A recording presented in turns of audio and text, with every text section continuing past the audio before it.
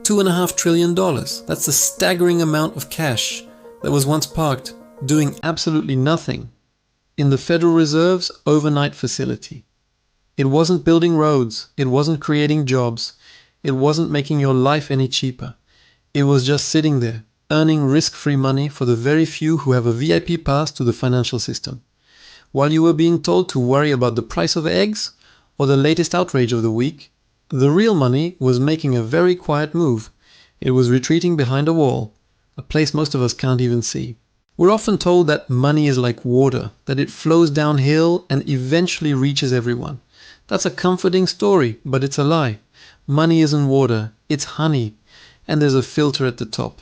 A thick, invisible mesh that catches all the sweetness, while letting only the sticky mess of inflation drip down to the rest of us.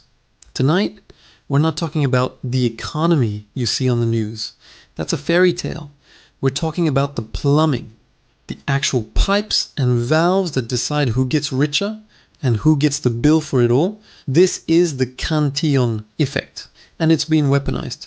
To understand why you feel like you're running in place, why you feel poorer even when you get a raise, you have to stop looking at the price tags and start looking at the timeline of how money moves. Back in the 18th century, an economist named Richard Cantillon figured it all out. His idea was simple and brutal. Money is not neutral. Where it enters the system matters more than how much enters. Think about it.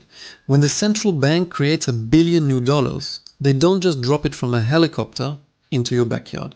No, they inject it directly into the top of the financial system. They buy assets from the big banks and the massive hedge funds. These are the first receivers. They get the new money before anyone else. And this is the critical moment.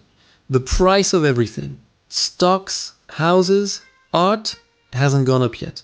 So they get to go on a shopping spree with this new cash, buying up all the real valuable assets at yesterday's prices. They buy property, they buy back their own company's stock, they corner the market on things that last. By the time that new money finally trickles down into the real economy, to your boss, to your paycheck, the damage is done. All that early spending has already pushed up the price of everything you need to buy. So when that money finally hits your bank account, it's diluted, it's weaker, you're receiving the currency, but the actual purchasing power has been sucked out of it by that filter at the top. You're not getting paid, you're getting the receipt for someone else's party. This isn't just inflation. It's a massive hidden transfer of wealth disguised as economic policy. But it gets worse. In our modern era, they've built a second, even more complex layer to this filter. It's a shadow system, running on things like repos and eurodollars. The world economy runs on collateral, mostly government debt. When things get tight, the Fed steps in with fancy terms like quantitative easing. But all it really means is they're rigging the game. And here's the part that should keep you up at night. The velocity of money, how fast it changes hands in the real world, has collapsed, yet the total amount of money has exploded. How is that possible? It's because the money is trapped. It's stuck in a closed loop at the very top of the financial system. Bank A lends to Bank B, who lends to hedge fund C, who then pledges the same asset back to Bank A. It's a dizzying hall of mirrors, where everyone looks rich on paper, but it's all just leverage built on leverage. You are outside of this loop. You're in what's called the friction zone.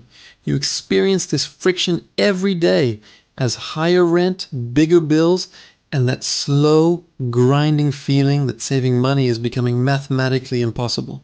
You're working harder, but the finish line keeps moving further away. To see where this is all headed, we need to look back to Paris in the year 1720. To a famous disaster called the Mississippi Bubble.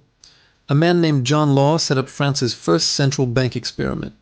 He believed, much like our leaders today, that you could just print paper money to spark the economy. He backed his new currency with the potential riches of the Mississippi Company is land in America. The insiders, the aristocracy, the people close to the king, the Cantillon insiders of their day got in early. They bought shares for pennies. The stock price went to the moon. People became millionaires overnight. In fact, the word millionaire was invented during this very bubble. But the filter was working perfectly.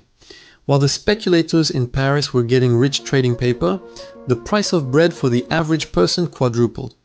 A baker's wages stayed the same, but his costs exploded. And when the confidence finally broke, and it always breaks, the insiders weren't the ones left holding worthless paper. They saw the crash coming. They quietly sold their shares and converted their paper profits into real things. Gold, land, jewels. They got their wealth out of the system before it collapsed.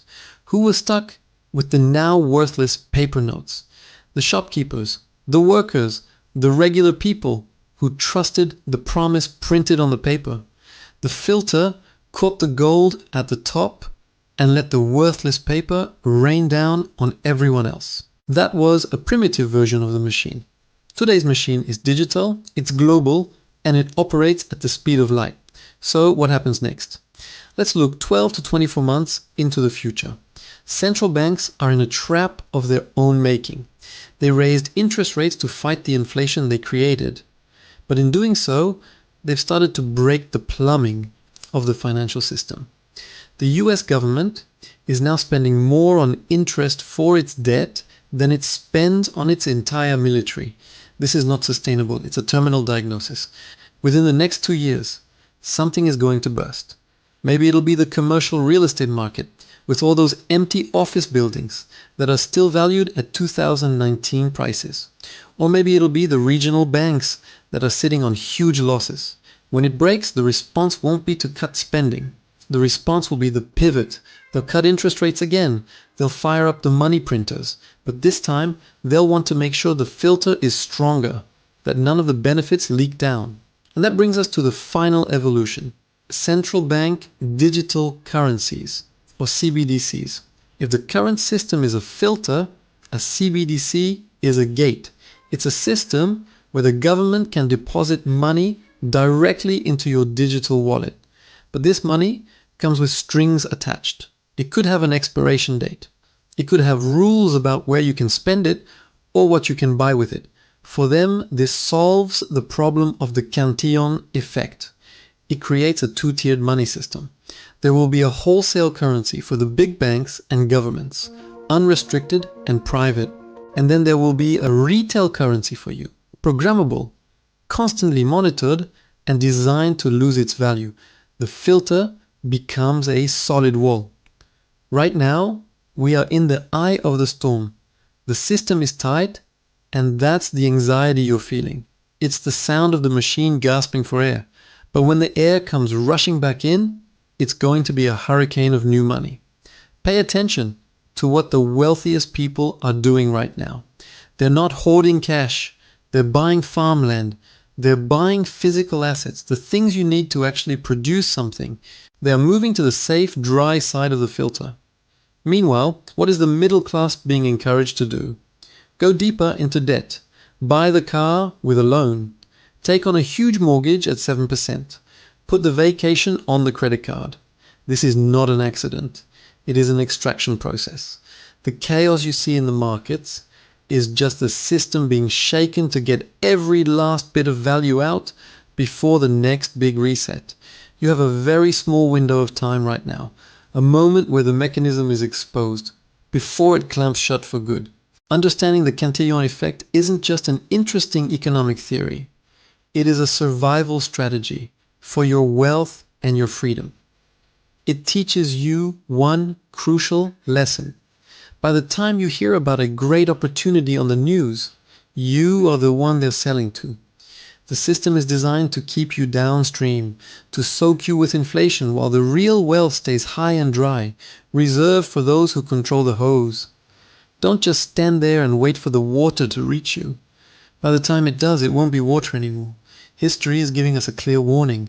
Thanks for watching. Subscribe to keep learning about the patterns that shape our world.